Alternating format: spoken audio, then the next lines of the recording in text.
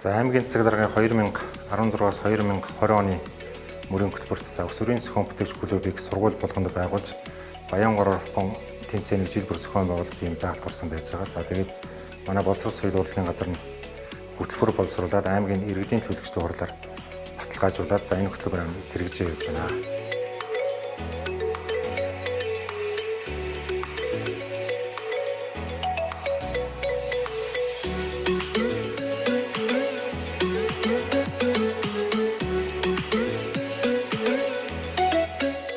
Хөтөлбөрийн зорилго болохоор цагаан зураас бүтээгч багагч Европыг бүтээж хөгжүүлж програмчилж за үүн хандараа гаруулад одоо хүүхдэд инженер технологийн боловсруулах ийм зорилготой хөтөлбөр байгаа.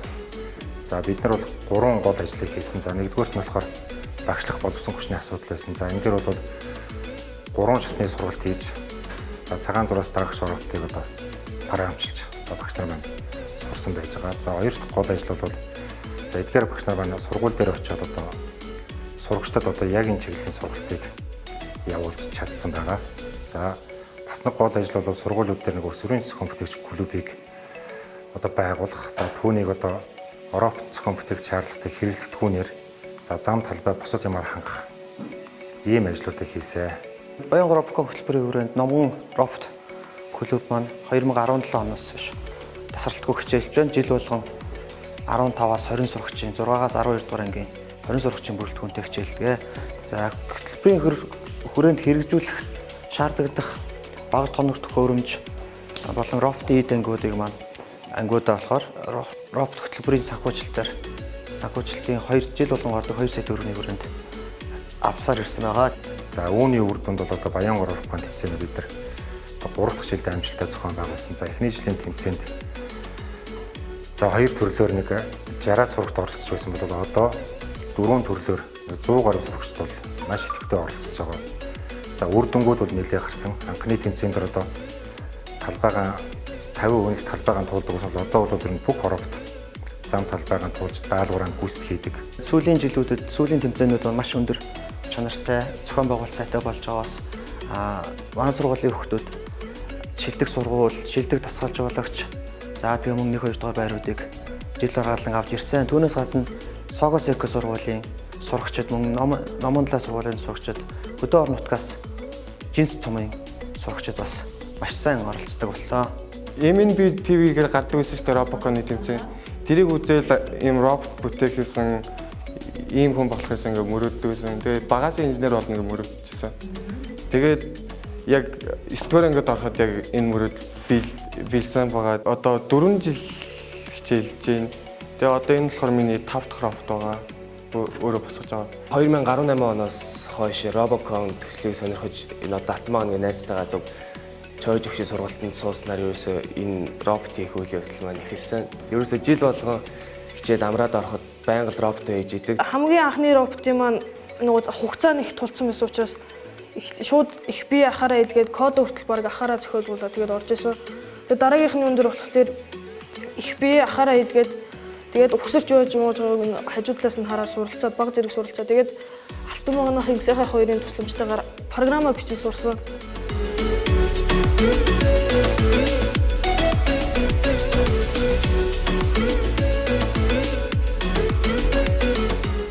Програм эхлээд анх бичих бол хэцүү.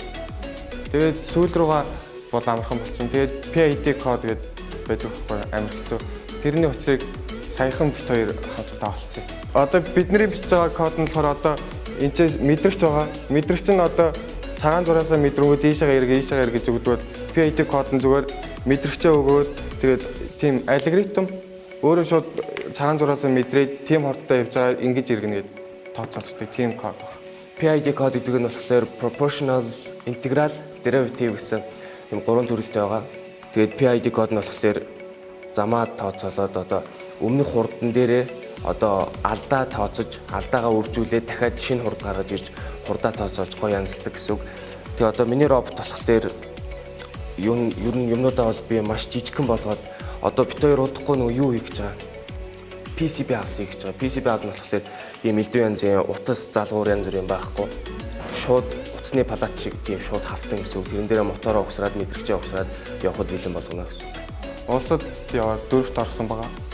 2019 оны аймгийн тэмцээнд одоо нөгөө Бартазомын төрөлд нь өөрийнхөө програмаар 2 дугаар мөнгө медаль авсан.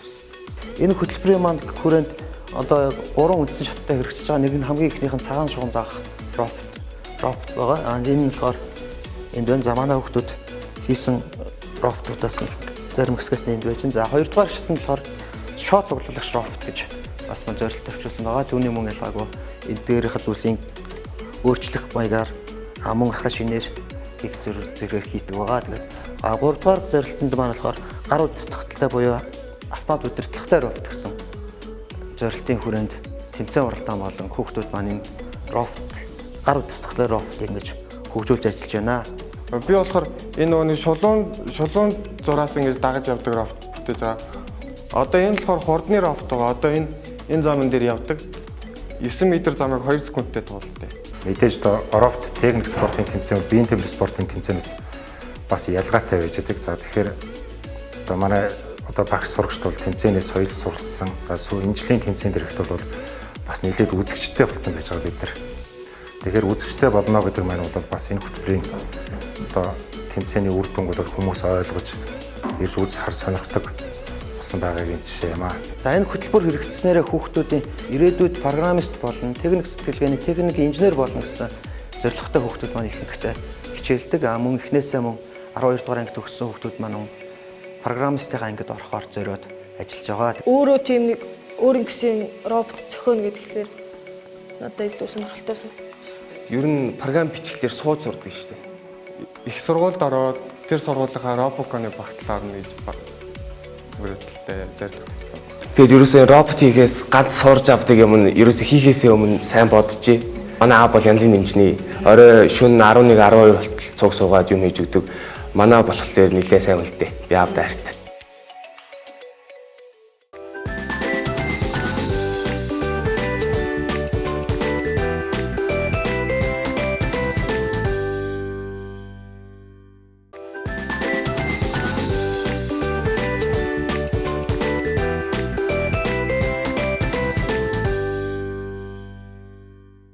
Багш нар тавьж байгаа шаардлагын 4 гол зүйл болох одоо тэр мэрэгжлийн мэдлэг, дидактикийн сэтгэл судлалын, менежментийн онолын мэдлэгтэй байлгах. Энийг одоо үйл ажиллагаанд хэрэгжилж байх. Тэгээд сургалтын үр дүнгийн дүн одоо сурагчдын сурлагын амжилтыг ахиулахад чиглүүлсэн гол 5 зорилт тавьж хэрэгжүүлж эхэлсэн. За үндсэндээ энэ хөтөлбөрийг хэрэгжүүлэх үйл ажиллагааны төлөвлөгөөнд 59 ажил төлөвлөгдсөн. Үүнээс 40 гаруй ажил нь бол үндсэндээ хэрэгжүүлж байгаа. Манай сургууль энэ сайн багш хөтөлбөрийн хүрээнд олон сайхан ажлуудыг бол төлөвлөж хийсэн. За үүний энэ ажлуудаас бол энэ багшийн ажлын байран дээр одоо яаж хөгжих, мэргэжил боловсрол дэвшүүлэх одоо төлөвлөгөө багш бүр одоо ингэж боловсруулан одоо ажилласан. Энэ ямар үнд бүтнээс бол хамтран одоо хөгжих одоо нөхцөл боломжийг бол бүрдүүлчихсэн. Сайн багш дэд хөтөлбөрийн хүрээнд Номонлоо зөвхөн сургуулийн захирлын тушаалаар 10 хүний бүрэлдэхүүнтэй баг бүрдүүлэн ажиллаж байгаа. Сайн багш шалгуур гэж гаргасан.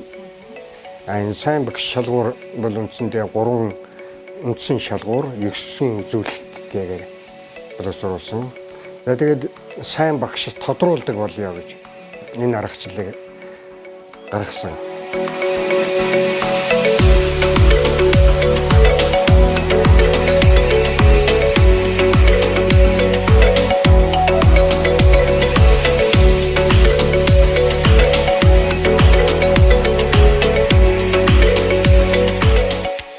Багш нар сайн ажиллахад нь одоо дэмжлэг тусалцаа юу байх юм бэ гэдгийг боловсруулж гаргасан. Одоо энэ бол аймгийн иргэдийн хурал засаг даргаас ямар дэмжлэг тусалцаа үзүүлэх юм, боловсрол соёл урлагийн газар ямар дэмжлэг, ямар тусалцаа үзүүлэх юм, за сум орон нутгийн удирдлага ямар дэмжлэг тусалцаа үзүүлэх вэ, сургуулийн захиргаа, за тэгээд бусад олон нийтийн байгууллага ямар дэмжлэг тусалцаа үзүүлэх вэ гэдгийг одоо тодорхойлж нийгмээр мөрдөж хэрэгжүүлэх эрх зүйн орчинтай болох үүднээс ийм баримт бичиг боловсруулж гаргасан. За сайн багш дэд хөтөлбөрийн хүрээнд нийтдээ 15 ажил төлөвлөсөн. Энэ 15 ажлаас онцлож хэлэх юм бол шилдэг арга зүйтэй багш.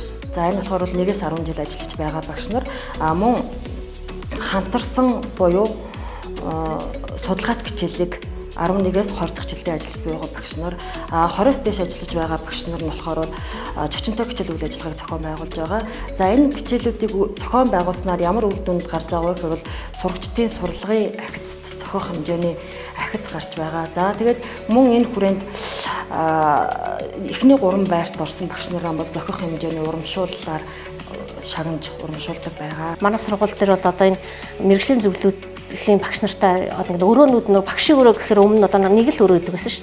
Тэгэл тэр дотор чинь 100 хэдэн багш ч юм уу одоо 60 50 багш бол багтахгүй ш. Ингээл ороод нэг 13 4 багш ороод багтдаг байсан бол одоо энэ сайн хөтөлбөрийн хүрээнд болохоор манайх энэ багшийн хөгжлийн өрөөнүүдийн төв энэ танхимуудыг бол одоо ингэж шийдэж өгсөн аюу онцлогтой. Энэ болохоор мэрэгжлийн зөвлөл болгоноор ирсэн гэдэг энэ өрөөнүүдийг ингэж тогтчулж өгсөн. Одоо энэ өрөө гэхэл мараа энэ зураг технологийн багш нарын өрөө багштай энийг тэгэл ерөөсөө энийг ингэж өөрөө гаргаж гоо тусгаарлах хаан маань тэгэл сургуулаас шийдэж өгөх юм шийдсэн өөртөө болохоор бүтээл энэ төр бусад юмнуудаа бас ингэж шийдчихсэн. Одоо сургуулаас болохоор энэ сайхан ширээ сандал мандал гэдэг нь тогтчулж ирж ингэж өгсөн байхгүй. Боловсрол соёл урлагийн газраас манд биднэрт 2 4 дахь жилдээ ажиллаж байгаа багш нарын үндсэн сургалт цаг үеийн сургалтуудыг тогтмол зохион байгуулдаг. За мөн нэг манай аймгийн нэг онцлогтой зүйл гэх юм бол аймгийн цэцэг даргын санаачилгаар авдаг ерөнхий боловсролын сургуулийн багш болон цэцэрлэгийн багш нарын мэрэгжлийн шалгалт гэж би бодож байгаа. Энэ мэрэгжлийн шалгалтанд оролцохын тулд бид нар өөртөө тусгаалan цаг зав гаргаж тухайн онлайн ном тохиомол интернет мэдээлэл зэргийг уншиж судалж бэлддэг. Ингэснээр бидний хөгжилд бол зайлшгүй түлхэж болж байгаа нэг чухал үйл ажиллагаа юм гэж би хувьдаа боддгоо. Сайн багш гэсэн категорийн цаана бол ерөөсөө багш ямар байх вэ гэдгийн шалгуур нэгдүгээрт, хоёрдугаарт энэ багш өөрийгөө яаж хөгжих юм бэ гэдэг чиглэл хандлага. Тэгээд энэ багшийн ажлын үнэлгээ ерөөсөө давхцаад зэрэгцээд явчихж байгаа гэж. Нэг дараагийн гол юм юу гэхээр зэрэг сургуулийн удирдлагын үйл ажиллагаа зөв байх юм гэсэн энэ байна. Манай залуу багш нар бол ур чадрын уралдаан нэг бол залуу багш нар дундаа 1-10 дахь жилийн ажилтдаг багш дундаа явуулт. Тэгэл хоорондоо туршлага солилцсон энэ дэр шиг яг 40 минутын өмнө бас оруулаад төгжил сэдвээ суглуулаад ангиа суглуулаад тэгэл шууд 40 минутын тэр багш хичээлийн бэлдээ 40 минутанд заадаг. За тэгэл дараа нь энэ хилцүүлэг хийгддэгтэй энэ дэр бол тэгэл багш одоо яг хичээлийг заах юу анхаарах уу яах уу ололтой тал нь юу бай гэдэг дээр одоо багшд зөвлөж дэмжлэг тусалцаа өгүүлчихдэг юм дээ. Хөтөлбөрт суурилсан даалгавар боловсруулах арга зүйг сургууль дээр байнгын тогтмол ашигласнаар багш нар маань бол энийг байнга сургалтанд ашигладаг байгаа. За энэний үр дүн гэх юм бол эсдийн ерөнхий шалгалт, чанарын үнэлгээний шалгалтуудад бол тодорхой хэмжээний ахиц гарсан. За тухайлбал эсдийн ерөнхий шалгалтаар бол аймгийн дунд чинь 517, чанарын үнэлгээний шалгалтанд бол улсад дөрөвт орж 20 топ сургуулийн нэгээр шалгарсан. Энэ үл энэ хөтөлбөрийн бас нэг үр дүн гэж үзэж байгаа. Сайн багш хөтөлбөрийн хүрээнд авч хэрэгжүүлж байгаа үйл ажиллагаануудын нэг гэх юм бол манай аймаг орон нутгаас болон үндэсний хэмжээний сургалтуудад бид цаг тухай болгонд нь хамрагддаг байгаа. Ингэж сургалтад тогтмол хамрагдсанаараа бид нар ажлын байран дээрээ хөгжих, мэдлэг, мэрэгжил арга зүгээ дээшлүүлэх нөхцөл бололцоо маань биднэрт бүрдэж өгдөг. Энэ сургууль боловсролын байгууллагт одоо шинжилгээ хийгдэх, шинжлэгдэж өөрчлөгдөх, үр дүнд хандсан, үр дүнд хүрэх юм бодлого үйл ажиллагааны эрх зүйн орчин бол үндсэндээ тодорхой хэмжээгээр бүрдсэн гэж хамгийн гол үр дүн. За багш нарын хувьд бол тодорхой хэмжээний ер нь өөртөө тавих шаардлагуудаа би яаж одоо сайн багш болох юм бэ гэдэг шаардлагуудад бол бас ханддаг болсон гэж ингэж ойлгож байгаа. Багаар хамтарч ажиллаж байгаа.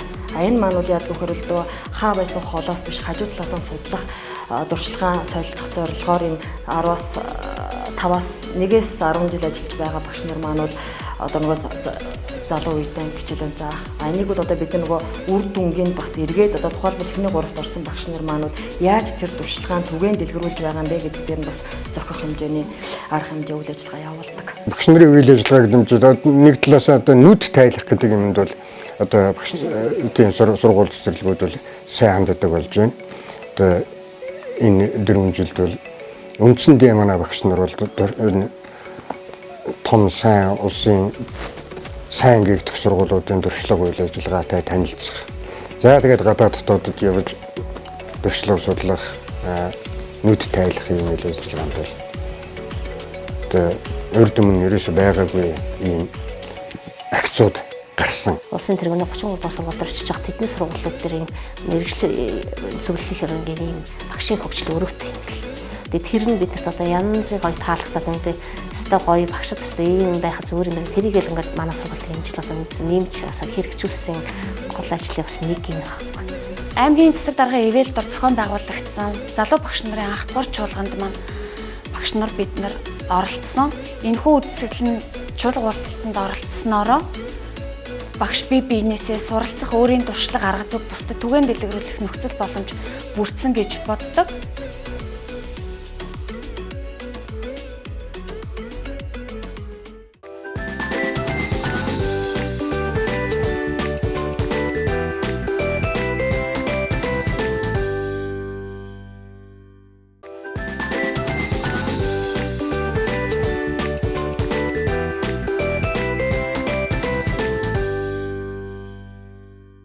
За аймгийн засаг даргын 2017-оос 20 оны мөрийн хөтөлбөрт орсон элэг бүтэн баян онгор дэд хөтөлбөр одоо хэрэгж эхлээд 3 жил болж байгаа. За үүнтэй холбоотойгоор бол манай аймагт 15-аас дээш насны 62536 иргэнийг 3 жилийн хугацаанд илрүүлэг үзлэгт хамруулан ажилласан байгаа. За үүнээс бол за 52346 иргэнийг хамруулж 85% одоо илрүүлэг үзлэгийн хамрагдaltaй байдлаараа бол үйл ажиллагаа зохион байгуулж явуулж байна. За Баянгор аймгийн хэмжээнд бол элэг бүтэн хөтөлбөрийг хариуцсан ажиллаж байгаа 3 эмч байгаа. Халдвартын эмч, за татрын эмч, нарийн мэргэжлийн эмч нар ингэж ажиллаж байна. 2016 оны 12 сараас хойш нэгдсэн эмнэлгийн амбулаторийн татрын кабинетаар бол 608 хүн С вирусын хяналтанд, за Б вирусын хяналтанд бол 95 хүн, за Дельта вирусын хяналтанд хавсарснараа 45 хүн ингэж хяналтанд орж эмчлэгдэж байгаа. За 608 хүнээс яг бүрэн эмчлэгдсэн нь бол 545 хүн С вирусээ бол устгах эмчилгээнд бүрэн одоо устгаж эмчлэгдсэн гэсэн. За 60 хэдэн хүн бол эмчилгээг одоо үргэлжлүүлээд явж байгаа. Мэдээж 20 сум 4 өрх нэгдсэн эмнэлэгтэй болвол илрүүлэг үзлэг эмчилгээний онцлогоо одоо хийж ажиллаж байгаа. 2017 оноос ахуулаад 2 үе шаттайгаар хэрэгжиж эхэлсэн хөтөлбөр. За эхний үе шат нь бол 2017 онд 40-65 насны иргэдийг хамруулсан байгаа. За хоёр дахь үе шат нь бол 2018 онд 15-39 насны иргэдийг хамруулан ажилласан байна. За ингээ 3 оны туршид дүгнэлт хэлэхэд нийтдээ манайх нийт хамрагдах ёстой хүн амынхаа 85% бол хамруулсан. Элэгний архаг үрвсэлтэй С вирусын шалтгаантай өвчтнүүдийн үед л С вирус устгах эмчилгээнд 3 сар ордог. За элэгний хатууралтай өвчтнүүдийн үед бол 6 сар С вирус устгах эмчилгээнд ордог. За Б вирусын идэвхжил өндөртэй иргэд маань элэгнийхээ одоо эхо шинжилгээнд дээр болон элэгний үйл ажиллагааны шинжилгээ, цэсний дэлгэрэнгүй шинжилгээнд дээр гарсан өөрчлөлөөсөө хамаарат доод тал нь бол 2 жил, за дээд тал нь бол насан туршдаа энэ Б вирусын идэвхжил буруулах эмчилгээнд хамрагдаж явж байгаа. За нийтдээ С вирус 3 оны туршид 3600 иргэнийг илрүүлсэн. Б вирус 2800 иргэнийг илрүүлсэн байгаа. За С вирусын эмчилгээнд 3 оны туршид 1700 иргэнийг бол эмчилгээнд хамруулсан байгаа. 2019 онд 938 иргэнийг эмчилгээнд хамруулж 871 иргэнийг бол 3 сарын одоо эмийн эмчилгээнд оруулаад явж байна. За энэ тав бол цаашдаа бол өсөөд үргэлжлээд ингэ явнаа. За ингээд иргэд бол яг БЦ вирусын хяналтын эмчид үзүүлээд эмчилгээг тасралтгүй хийгдснээрээ элэгний хавдраас бол өрчин сэргийж элэгний хатууралтай хүмүүс бол ямар ч байсан тэр хугацаанд бол элэгний хатуурал зогсоод нэмэгдэхгүй. За элэгний архаг өрөвсөлтэй нь болохоор хатуурал шилжихгүйгээр ингэж бүр эмчлэгдэж байгаа. Энэ бол маш их тийм үр дүнтэй сайн эмчилгээ болж байгаа. За мөн сумынхаа эрүүл мэндийн төвийн ажил бол өрхийн эрүүл мэндийн төвийн эмч ажилчдыг бас сургаж дадлахжуулж за нэгдсэн эмнэлгээс бол нарийн мэргэжлийн эмч нарыг дэлгэний ВЦ вирус эсрэг эмч хэрхэн одоо сургалтанд хамруулад ингээд үйл ажиллагаа чиглүүлээд ажиллаж байна. Вирусын эмчилгээг бүрэн хийгдснээрээ илэгний хавдраас бүрэн үржин сэргийлж чадж байгаа. За энэ илүү хөтөн хөтөлбөрийн хүрээнд вирусын оншилгоо мөн одоо вирусын эмчилгээ маань засгийн газрын хөтөлбөрөөр өмнөгөө хийгдэж байгаа.